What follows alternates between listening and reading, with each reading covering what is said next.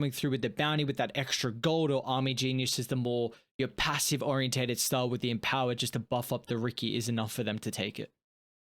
Well, we just saw there, I'm not sure if it was on the stream or not, but last 5 wins on Magnus were wins. It was a very dominant win there for Azura in his last mid-game as the Mag, so it's looking pretty good. I'm still going to go with Boom. I think it's really going to depend on how they want to set these lanes up as well, right? We've got Lim here, who's looking like he's being in that position 4 role. You've got Hyde playing the Monkey King, Tim's playing the Enchantress. So wonder if they're going to switch those lanes up a little bit just to make sure that they can avoid that thing that you pointed out, the Paralyzing Cask, very effective against an Enchantress because the stun does last so long on creeps, 5 full seconds.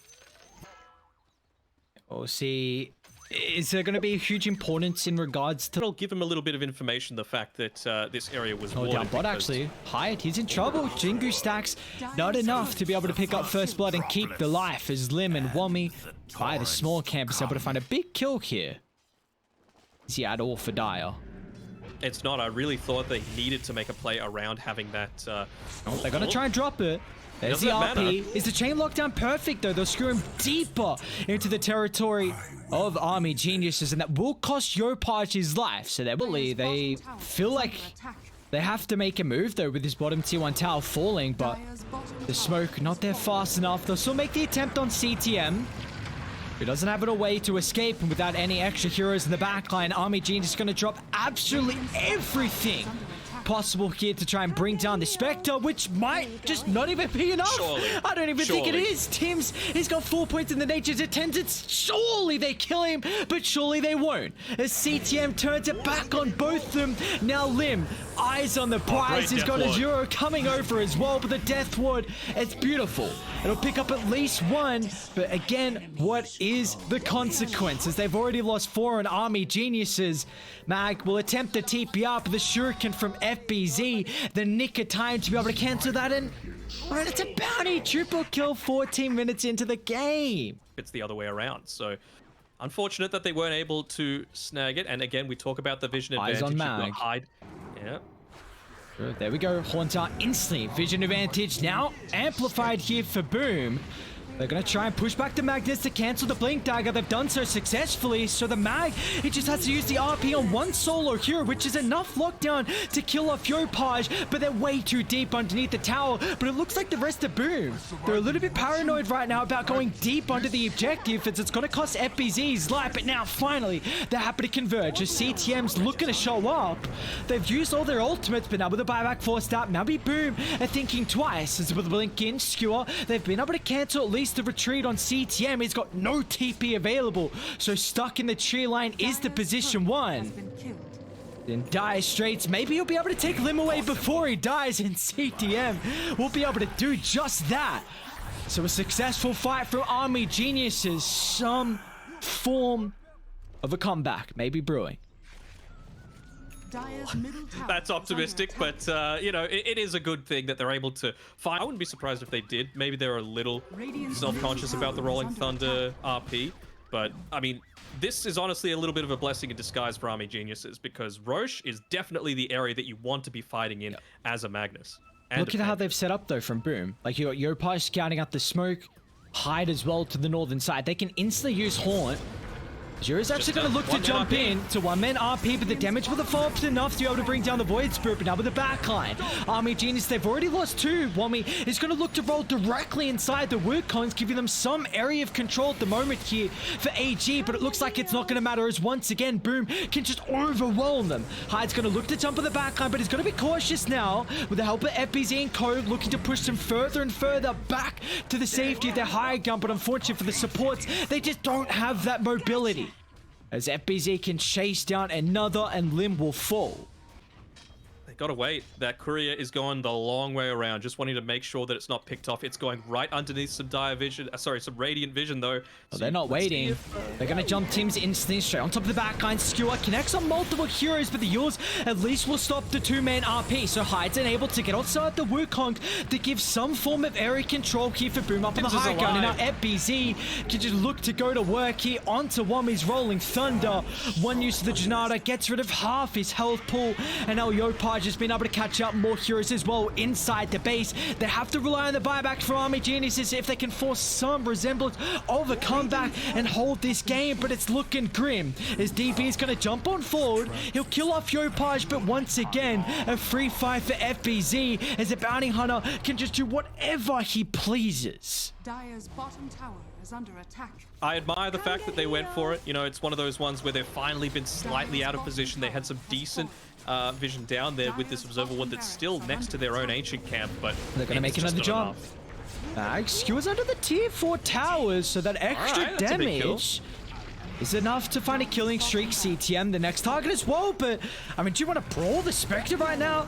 She just picked up the Scardy, so she's almost unkillable, and that's really coming to fruition as DB a blink away, but the dagger, a homing missile.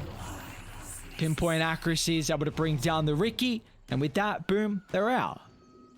The cloak of flames constantly ticking out as well, just dealing some damage. Run up the high gun once again. Here's the vision advantage coming into play thanks to the horn, so they can instantly target down the support, and they've also got the Magnus caught off to the western side, a triple for CTM, and it's just got to be at that stage, right? They're 28,000 gold down. It's 30 minutes in, and just holding on by a short strand at the moment here on Dire.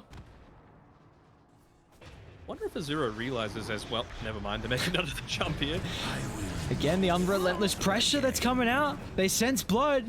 Smelling out of the waters. They're thirsty for more. And well, they won't get the kill until Yopaj dives deep onto the tier 4 tower. He can even play around with the illusion to get out of the initial silence. But now DP's the target. A perfect placement on the Remnant to drag him back to his demise as Boom can go back to bring down some objectives. Dire's middle tower. I mean, that's got to be it, right? Rolling Thunder, yeah, and they finally do call the GG there. Understandable. I just, the Ricky, it was cute, the attempt that they were going for. I just don't think that they set themselves up for any kind of success with how they eventually wanted to do the lanes, right? Like you mentioned, it was a pretty good job done by Varius to make sure that he was constantly blocking up the Enchantress's camps, making sure that she didn't have that way to pressure down the Ricky, but it didn't matter. You know, once you reach that critical mass where you have I think you need to look for the 10-minute timing where the tomes are available. I think you also need to be paying a lot of attention to, with the Army Geniuses supports in preventing this TA from being an absolute beast. Like you can see Yopaj, he's a master tier TA. He is no stranger to the hero. So how much emphasis are they going to be even put on to blocking up some of these camps? Something that, honestly, I didn't see enough for my liking at TI was the blocking of the mid camp, the small camp on the mid lane, just to the either side of the tier 1 towers. And with someone like a TA, that's someone that really needs to make sure that they're, you know, though, like he's gone 1-1-1 on the Tide Hunter, so it's not like 2 points in the Kraken Shell, and yeah, with 2 points in the Lunar Blessing, might be in a little bit of trouble here, FBZ. And that he will be. He's just going to try and turn and hope that the Anchor Smash damage reduction's enough. They're still trying to man-fight to the backline as his Tims is looking for some retribution, but DB should be able to chase him down unless he lands a perfect Earth Spike. That dive tried to make that expedition, but Radiant, they're going to do a similar thing. The deep dive underneath the tier 1 tower. CTM looking to get involved for the first time this game with the help of the Solar Guardian, but instantly Army Geniuses answer the call. Wommy. Tower is under attack. Have to be careful though, Wommy's coming. Oh. Double jump. Yopaj needs help and he needs it as fast as possible. It's going to come through thanks to the Solar Guardian. CTM, the saving grace, so they've got the heroes to overwhelm Army Geniuses in the river with a Ravage to fly, clipping on Limb. A double for FBZ to secure the team fight, and now they can look to take the icing on the cake, which will be the tier 1 tower. Up to the quote-unquote safety of his triangle. FBZ, it's going to be the target to smoke pops, so an instant use of the hood. Doing a lot of damage, but oh no, they glimpsed him out to FBZ instantly dropping the Ravage. They've got the kisses on the backline, which is kind of halting from Boom to collapse on the Luna, but now with Yopaj showing up, they'll bring him down 4-0. They're still going to look to turn as CTM's in trouble, but a massive Earth Splitter flying from the backline enables Boom to go for the cleanup crew. As Wommy's the target, Yopaj can blink behind the bulwark, and still they've got so much health to be able to continue to run them down. The big issue right now is just the damage. They haven't been able to kill off the Mars, and they won't even do so in general, as the rest of AG are out to safety. Oh, I say that, Azura, no, Tim's, what an Earth Spike from afar. The burst is enough. Rough game that we've seen coming through from Wommies, making it so difficult for them to have an answer into this game. Well, be very careful here. I mean, for me, they're looking to TP down towards the bottom side, but if I was Boom, I would just push top. You know, Luna just showed top. She just farmed, and she appears on the bottom side of the map. No TP available. You've got a TA with Desolator, who's level 15 with Aegis. What's stopping you from pushing down these towers, especially considering there's no blip for a minute 20? They're going to look to bait the Mars. More than likely going to cost him his life, but at least they should get some retribution out of it, as Wommy's actually still alive. Can convert it into something, especially with the siege creep that's in the mid lane. They'll see the hammer. Let's see if they instantly make she's a tanky, man. They're close by as well. This could be the price to pay. What a beautiful Earth Splitter combined up with the Echo Stomp. Everything wipes them as Army Geniuses. They run into the trap, and it's sprung to perfection.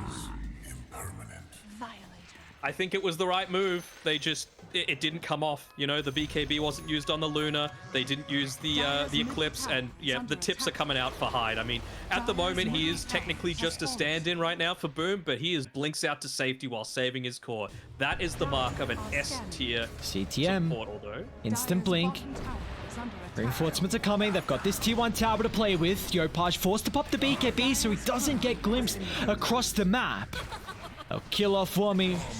Breeze next to join him in the afterlife as well, as you were speaking about the BKBs and on all the magical damage on Dire. Her BKB down by the triangle. Yopaj, he's gonna turn and melt down Wommy. Now Azura, he can make it up on the high ground, but FBZ instantly up on the high ground with the Ravage. They'll force out an early use of the BKB from DB. He won't even be able to make it out to safety. They've locked through the Templar Assassin though with the BKB on cooldown. Yopaj is in trouble, but another round of the Refraction Hide hand in hand is not enough, but it will not matter as Boom just collapse onto the backline. Massive amount of buybacks coming through. I don't even know if it's going to matter as Wommy, he'll be caught out. No reinforcements to help keep him alive. It'll just be a long chase down for the Mars. And what a successful team fight once again from Boom. Only one casualty. Army Geniuses gonna try and smoke up and see if they can find. They'll control some form of top thanks to the Observe Wards. They'll look to jump Hyde.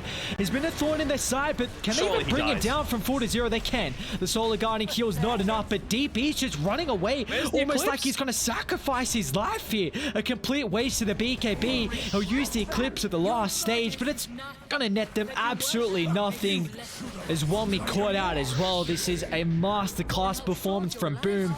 They'll also crit down thanks to the Meldon. Yeah, they've got to call it, and you know, fair enough with how well Boom was able to perform. Sure about not using that Eclipse during the BKB, but yeah, the team fight was basically done at that point, and you know, when you're having a hard time trying to kill the Elder Titan, that's when you know you're in a pretty dire situation. You mentioned the Crystallis wanting to be a little bit more on the physical side, considering they were all magic oriented, but I still feel like this is the sort of game where I talked about it in the draft, right? Boom have the capability